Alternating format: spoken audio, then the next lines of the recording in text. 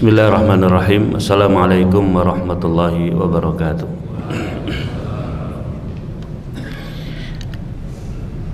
Innal hamdalillah nahmaduhu wa nasta'inu wa nastaghfiruh wa na'udzu billahi min shururi anfusina wa min sayyiati a'malina. Man yahdihillahu fala mudilla lahu wa man yudlil fala hadiya lahu wa asyhadu an la ilaha illallah wahdahu la syarika lahu wa asyhadu anna Muhammadan 'abduhu wa rasuluh. Allahumma salli wa sallim wa barik ala sayyidina Muhammad wa ala alihi wa ashabihi wa tabi'ina wa man tabi'ahum bi ihsanin ila yaumiddin, amma ba'd. Bapak Ibu jamaah sekalian yang dirahmati Allah Subhanahu wa taala, kita terlebih dahulu marilah selalu memanjatkan puji syukur kehadirat Allah atas segala nikmat dan karunia-Nya. Terutama pada pagi hari ini Allah Subhanahu wa taala memberikan kenikmatan kepada kita untuk bisa menjalankan salat subuh secara berjamaah, dan semoga Allah Subhanahu wa taala menerima ibadah salat subuh yang kita kerjakan ini dan menjadikan sebagai pemberat timbangan amal kebaikan kita masing-masing. Tidak lupa salawat dan salam kita curahkan kepada panutan kita, suri teladan kita Nabiullah Muhammad sallallahu alaihi wasallam, kepada keluarga beliau, sahabat-sahabat beliau, dan kepada siapa saja yang mengikuti petunjuk beliau hingga hari kiamat nanti. Bapak Ibu jamaah salat subuh yang dimuliakan Allah Subhanahu wa taala, pada kesempatan pagi ini insyaallah yang akan menjadi pembahasan tema kita adalah satu perkara yang menjadi perhatian di dalam agama kita, yaitu ya ar-ru'ya atau mimpi. Nah, jadi ar-ru'ya ya, itu adalah bahasa Arab dari makna ataupun dari kata mimpi, yang mana di dalam agama kita bahwa mimpi itu dikatakan oleh Rasulullah sallallahu alaihi wasallam ya ada tiga, ya ada tiga ya. Dan dalam sebuah hadis ya Nabi kita Muhammad sallallahu alaihi wasallam ya beliau mengatakan bahwa ar-ru'ya thalathun, ya ar-ru'ya thalathun, bahwa mimpi itu ada tiga macam ataupun tiga jenis ya. Yang pertama ya, dalam hadis disebutkan ar-ru'ya thalathun, hadithun nafsi wa takhwifu syaiton wa busyra minallah. Ya. Bahwa mimpi itu ada tiga macam. Yang pertama adalah bisikan hati, yang kedua rasa takut yang dimunculkan oleh setan untuk hamba-hamba Allah Subhanahu wa taala, wa busyra minallah, dan kabar gembira dari Allah Subhanahu wa taala. Nah, Bapak sekalian kami muliakan, bahwa setiap manusia hampir bisa dipastikan pernah mengalami yang namanya mimpi. Bahkan mimpi ini adalah ya di dalam ya, menunjukkan ataupun salah satu indikator seorang manusia, seorang muslim ya, itu memasuki masa balik, itu salah satunya adalah ditandai dengan dia bermimpi. Sehingga ketika dia bermimpi, ada yang disebut dengan mimpi baksah, yahtalim ya, itu maka seorang muslim atau seorang anak itu kemudian dia sudah masuk pada usia balik. Nah, jadi salah satu yang menjadi tanda dan indikator seorang anak itu mencapai usia balik adalah salah satunya ditandai dengan dia bermimpi atau ihtilam. Yang mana ketika dia sudah ihtilam, maka semua kewajiban-kewajiban yang melekat dalam diri seorang muslim itu sudah harus dia lakukan dan dia kerjakan, karena dia sudah balik. Kemudian juga Rasulullah Sallallahu Alaihi Wasallam, Nabi kita, disebutkan oleh Aisyah radhiyallahu anha bahwasanya pertama kenabian ataupun tanda kenabian yang diterima oleh Rasulullah SAW adalah beliau dapatkan dari ar-ru'ya ataupun dengan mimpi. Sehingga di dalam Al-Quran kita menemukan banyak sekali ayat-ayat yang menerangkan dan menyebutkan tentang ar-ru'ya ini. Kita ketika membaca surat Yusuf misalnya, surat Yusuf bisa diterangkan bagaimana mimpinya Nabi Yusuf. Kemudian Rasulullah SAW juga bermimpi ketika sebelum terjadi perang Badar. Nabi kita juga, Nabi Ibrahim alaihissalam, beliau bermimpi untuk diperintahkan oleh Allah Subhanahu wa taala untuk menyembelih putranya. Dan kejadian-kejadian lainnya yang disebutkan di dalam Al-Qur'an. Nah, Bapak sekalian muliakan, bahkan ada syariat di dalam agama kita ini yang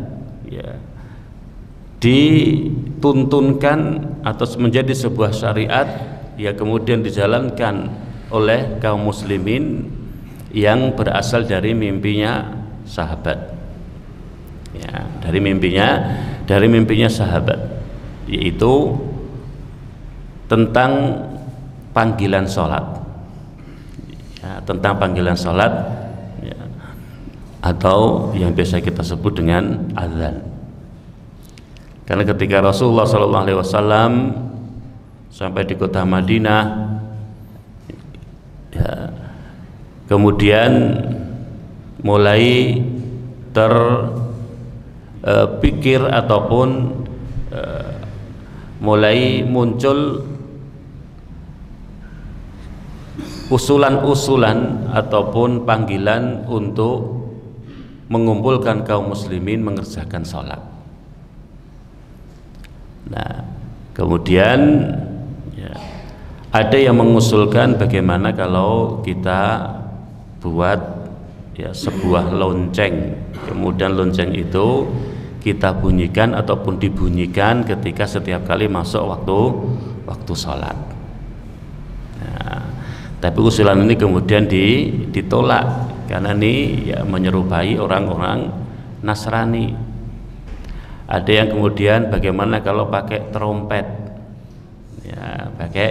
pakai trompet, jadi setiap kali masuk waktu sholat itu trompet itu ditiup sehingga semua orang mendengar dan mereka bisa bergegas untuk menuju ke masjid dan mengerjakan sholat.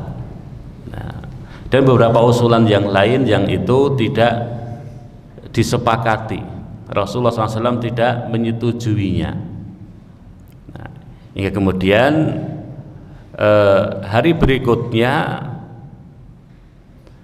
ada seorang sahabat yang bermimpi, yang menceritakan kepada Rasulullah SAW tentang sebuah mimpi tentang cara memanggil kaum muslimin untuk mengerjakan sholat. Nah, mimpi itu apa? Mimpi itu kalimat-kalimat yang kita ucapkan ketika azan, ketika azan. Dan sahabat ini yang bernama Abdullah bin Zaid menceritakan kepada Rasulullah SAW tentang mimpinya, tentang cara memanggil kaum muslimin untuk mengerjakan sholat. Dan kemudian Rasulullah menyetujuinya. Ya. Rasulullah SAW menyetujui ya, dengan cara panggilan sholat, yaitu berupa azan, yang itu muncul atau didapatkan oleh seorang sahabat dari dalam mimpinya.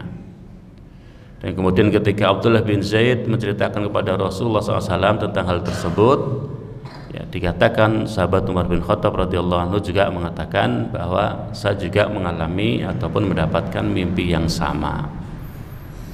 Nah, sehingga pada saat itu kemudian Rasulullah SAW menyetujuinya, ya, lalu menjadilah panggilan azan seperti yang kita dengarkan saat ini sebagai ya, cara untuk memanggil kaum muslimin mengerjakan sholat berjamaah. Nah, ini berdasarkan mimpi. Namun demikian Bapak Ibu sekalian, ya, bahwa mimpi itu untuk zaman sekarang tidak bisa dijadikan sebagai dasar untuk menentukan ataupun untuk membuat ajaran ataupun syariat amalan ibadah tertentu. Ya. Karena mimpi itu tidak melahirkan suatu hukum, ya, tidak memunculkan satu ajaran tertentu yang berasal dari dalam mimpi seseorang. Ya. Karena sebagian orang yang berpendapat bahwa bisa saja seseorang itu beribadah, melakukan satu ibadah tertentu berdasarkan mimpi yang didapatkan oleh seseorang, oleh orang soleh, ya, dengan dalil tadi, dengan dalil sahabat Abdullah bin Zaid yang bermimpi tentang apa? Tentang cara memanggil kaum muslimin untuk mengerjakan sholat berjamaah, yaitu adzan, dan itu disetujui oleh Nabi. Maka jawabannya adalah ya, itu adalah mimpi sahabat yang di sana pada saat itu Rasulullah SAW masih hidup. Ya. Dan dengan hidupnya Rasulullah SAW dan persetujuan Nabi, itulah yang kemudian jadi dasar mimpi itu bisa jadi syariat, ya, bisa jadi syariat. Jadi bukan mimpinya itu, tetapi menjadi dasar syariatnya disebabkan karena persetujuan Nabi, ya, persetujuan dari Rasulullah SAW. Dan pada saat ini Rasulullah sudah tidak ada, Rasulullah sudah wafat. Nah, sehingga tidak bisa seseorang itu kemudian mengklaim tentang satu ajaran yang kemudian disandarkan ke dalam agama Islam, ya, berdasarkan mimpi yang didapatkan. Nah, dan ini juga ya terkadang ya, berulang-ulang kita dapatkan ada share di WA group atau ada berita yang kemudian kita dapatkan kembali mengenai mimpi ada seseorang, ya, atau ada orang bernama Syekh Ahmad, ya, namanya Syekh Ahmad, juru kunci makam Rasulullah SAW. Dia bermimpi bertemu Nabi, kemudian Nabi mengatakan demikian, memerintahkan kepada Syekh Ahmad ini untuk ya melakukan amalan-amalan, ya, amalan-amalan tertentu, lalu diperintahkan agar disebarkan kepada kaum muslimin, ya, dan harus disebarkan. Kalau tidak disebarkan maka ya kemudian ada ancaman-ancaman, kalau ini tidak disebarkan maka akan mendapatkan ini, mendapatkan musibah ini, dan seterusnya. Ya, kalau mau menyebarkan maka akan mendapatkan pahala ini, keutamaan ini, dan seterusnya. Nah, ini ya kadang ya kita terima hampir tiap tahun pada momen-momen tertentu, ya, kita menemukan sebaran ataupun orang yang mengirim berita ini. Nah, padahal kita perlu menelitinya dan kita perlu berhati-hati ketika menerima berita seperti ini. Karena karena di sini ada yang tidak dikenal. Syekh Ahmad itu siapa? Ya, Syekh Ahmad itu siapa?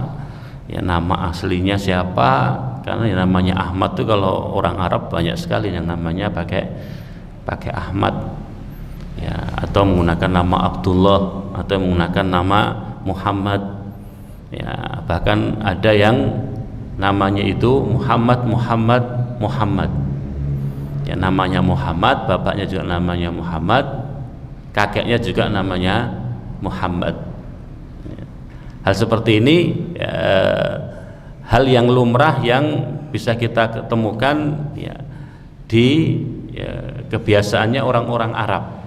Ya, di Muhammad, Ahmad, Abdullah namanya itu jadi namanya Muhammad, bapaknya namanya Ahmad, nama kakeknya Abdullah. Nah, jadi ini hal yang biasa. Nah, sehingga kemudian untuk membedakan dengan yang lainnya biasanya ditambahi dengan nisbah ke sebuah tempat ataupun ke sebuah pekerjaan yang dilakukan dan seterusnya. Nah, bagi orang yang tidak memahaminya ataupun yang tidak memiliki cukup ilmu, terkadang ketika menerima sebaran berita seperti ini lalu dia menerima begitu saja dan akhirnya ikut menyebarkannya. Nah, ikut menyebarkan berita itu yang tidak jelas kebenarannya dan tidak bisa dipercayai karena itu menyangkut perintah untuk melakukan suatu amalan yang didasari dengan mimpi. Nah, dan biasanya ketika sudah disebar, lalu ketika ada yang tanya, ini benar nggak berita ini, sumbernya dari mana dan seterusnya, ya untuk ngelesnya apa? Ya, untuk ngelesnya ya ini sengaja saya sebar di grup biar saya tahu ini sumber berita dan keabsahan beritanya ini benar atau tidak. Ya, jadi dia sebar, ya, kemudian tidak ada komentar apa-apa. Ketika ada yang orang mengomentar ini berita apa, tolong dipastikan kebenaran beritanya. Baru kemudian dia mengatakan saya kirim di grup ini supaya barangkali ada anggota grup yang bisa menerangkan tentang kebenaran berita ini. Nah, padahal ketika seseorang itu menyandarkan sebuah berita kepada Rasulullah SAW, maka dia harus bisa mendatangkan dalilnya. Dia harus bisa memastikan benar-benar bahwa apa yang dia sampaikan dan dia sebarkan itu adalah sebuah kebenaran. Ya, karena sangat berbahaya ya akibat yang akan didapatkan oleh seseorang yang berani menyebarkan sebuah kebohongan atas nama Rasulullah SAW. Di mana Nabi mengatakan man kadzaba alayya muta'ammidan falyatabawa maq'adahu minan nar. Barang siapa yang berdusta dengan mengatasnamakan diriku dengan atas namaku, ya, maka hendaklah dia menyiapkan tempat duduknya di dalam api neraka. Nah, ini perlu bagi kita berhati-hati ketika di sana ada kata-kata qala Rasulullah ataupun Rasulullah bersabda, Rasulullah berpesan, Rasulullah memerintahkan. Nah, itu bagi kita ya, hendaknya benar-benar bisa memastikan kebenaran berita tersebut ya, ataupun kesahihan berita tersebut, baru kemudian bisa kita amalkan ataupun kita bagikan kepada yang lain. Dan Nabi juga mengatakan ya, innal kadziba alayya laisa kadzibi ala ahadin. Sesungguhnya berdusta atas namaku itu tidak sama dengan berdusta mengatasnamakan orang lain. Ya. Maka di sini Bapak Ibu sekalian kembali kita mengingatkan bahwa ketika kita akan menyampaikan sebuah berita yang di sana itu dikatakan hadis atau Nabi bersabda, Nabi berpesan, Nabi memerintahkan, maka kita harus bisa memastikan kebenarannya dulu ya, baru setelah kita dapat kepastian berita itu benar baru kita bagikan. Kalau berita itu adalah berita yang dusta, maka kita simpan berita itu dan berhenti di kita, ya, tidak kita kemudian ikut menyebarkannya. Nah, jamaah sekalian dirahmati Allah Subhanahu wa taala, Rasulullah SAW mengatakan ar-ru'ya thalath, hadithun nafsi wa takhwifu syaitan wa busyra minallah, ya, bahwa mimpi itu ada 3, yaitu bisikan hati, yang kedua rasa takut yang dimunculkan oleh setan, ya, dan yang ketiga adalah busyra minallah, ya, atau kabar gembira dari Allah Subhanahu wa taala. Nah, jadi kalau dalam bahasa Arab mimpi itu sebutannya yang pertama ru'ya, dan ru'ya ini, ya, ar-ru'ya minallah, ya, wal hulum minasyaiton, ya. Nabi mengatakan bahwa ru'ya, ya, itu datangnya dari Allah Subhanahu wa taala, wal hulum, dan mimpi, ya, itu atau ihtilam atau yang mimpi-mimpi yang itu adalah merupakan bagian dari permainan setan, ya, disebut dengan hulum, ya. Maka kemudian para ulama berselisih pendapat berkaitan dengan apakah para nabi itu mengalami yang namanya ihtilam atau mimpi basah. Karena ihtilam itu dikatakan sebagai tadi permainannya setan.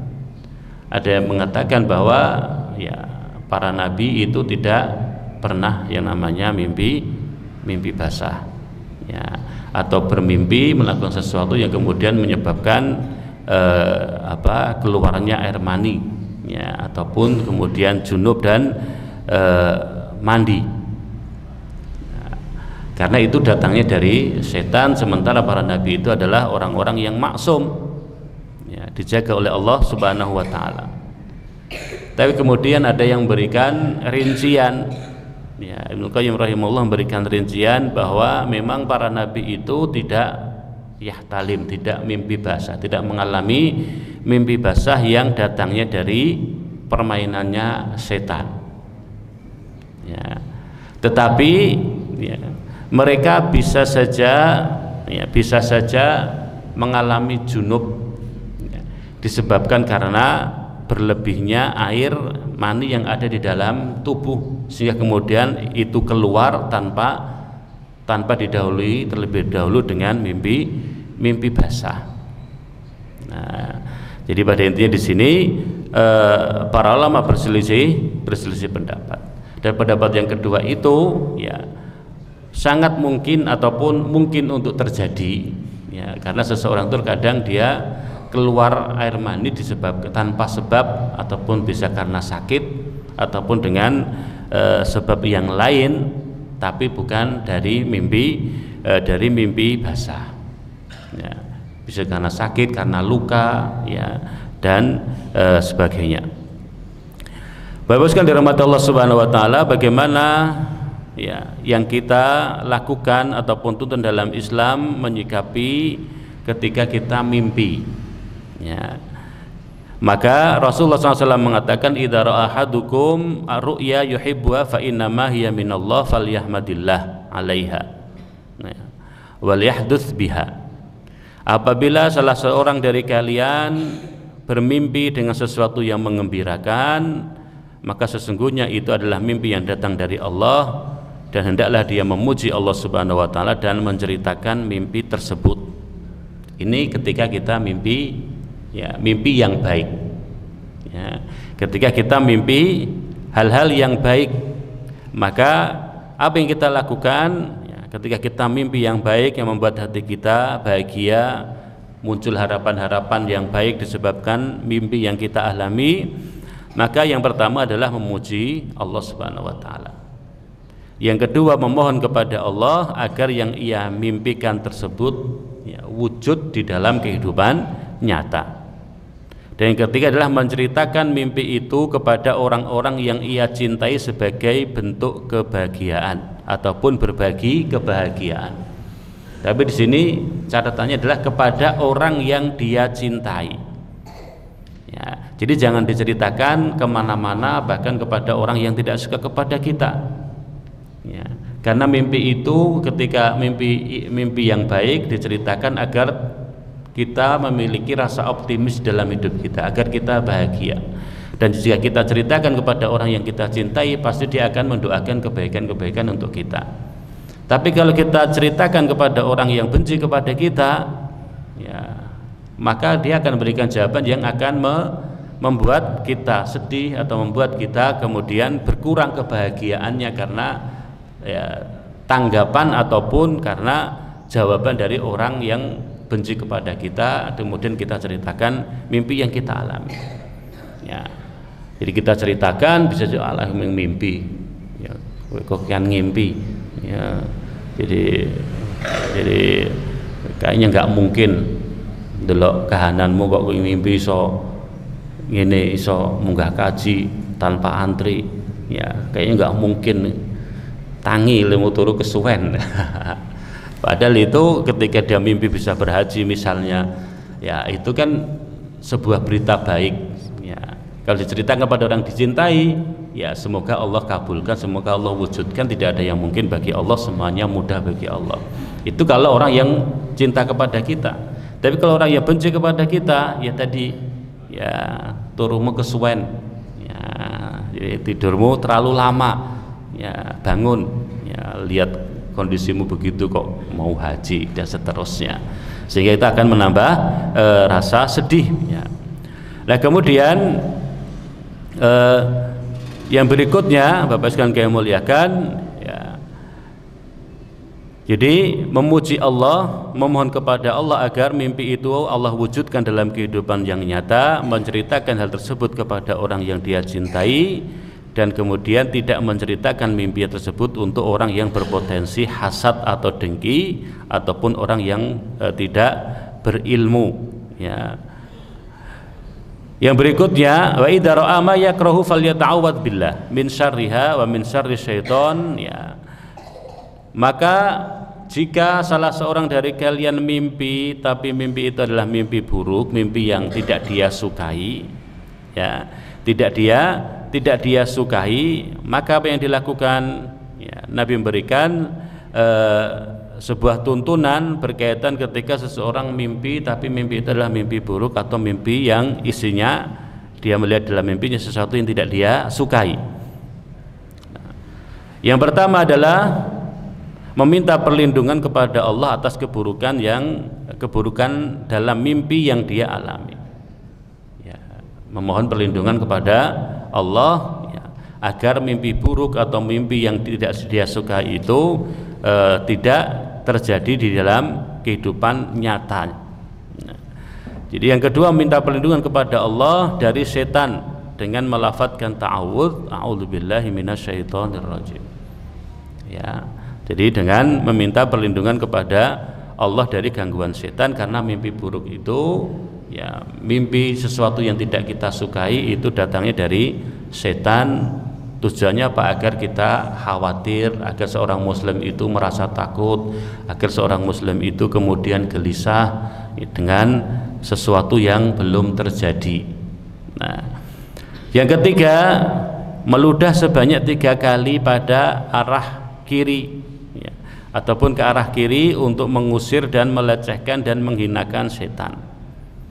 Ketika mimpi buruk kemudian terbangun, ya, yang pertama dilakukan adalah kemudian bertawud kepada Allah Subhanahu wa taala, ya, ataupun membaca auzubillahi minasyaitonirrajim, kemudian meludah sebanyak 3 kali ke sebelah kiri. Sebagai apa? Sebagai bentuk kita menghinakan dan merendahkan setan yang menakut-nakuti kita, membuat kita sedih, membuat kita gelisah, ya, dari mimpi yang dihembuskan oleh setan.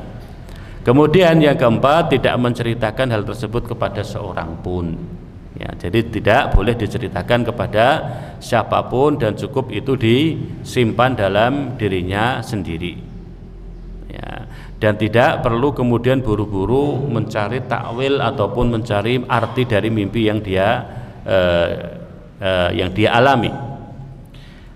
Kemudian yang kelima, melaksanakan sholat ketika terbangun dari tidurnya, karena sejatinya sholat itu mengusir setan. Nah, dan yang keenam adalah berpindah posisi. Ya, jika sebelumnya seseorang itu tidur menghadap ke sebelah kiri, maka bergeser ataupun merubah posisinya dengan mengganti arah menghadap ke kanan. Atau kalau sebelumnya terlentang, maka kemudian merubah posisi menjadi miring ke kanan, ya, dan seterusnya. Artinya merubah posisi tidur.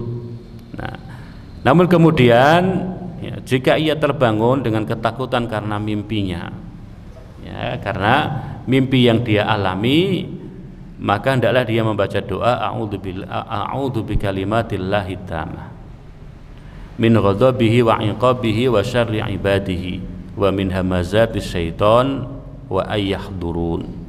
Ya, ini bacaan doanya. Tapi kalau tidak bisa, ya cukup membaca tadi ta'awudz, a'udzubillahi minasyaitonir rajim. Ya, tapi kalau bisa di sini tentu lebih baik, yaitu a'udzu bikalimatillahi tammah, aku berlindung dengan kalimat-kalimat Allah yang sempurna, min ghadabihi wa iqabihi, ya, dari kemarahannya, siksaannya, dan kejahatan hamba-hambanya, dan dari godaan-godaan setan serta kehadiran mereka di hadapanku. Nah, maka ketika jika seorang hamba melakukan perkara-perkara ini, maka insyaallah mimpi buruk itu tidak akan membahayakannya, mimpi buruk itu tidak akan mencelakainya. Nah, sehingga di sini Bapak sekalian kami muliakan bahwa ketika kita mimpi indah, mimpi yang baik, maka memuji kepada Allah, mengucapkan alhamdulillah, kemudian ceritakan kepada orang yang kita cintai, ya, dengan harapan itu bisa terwujud. Tapi kalau itu mimpi buruk, mimpi yang tidak kita sukai, maka ya simpanlah di dalam diri kita, ya, kemudian jangan ceritakan kepada orang lain supaya orang itu juga tidak ikut gelisah ataupun tidak ikut merasa khawatir dengan mimpi buruk yang kita alami.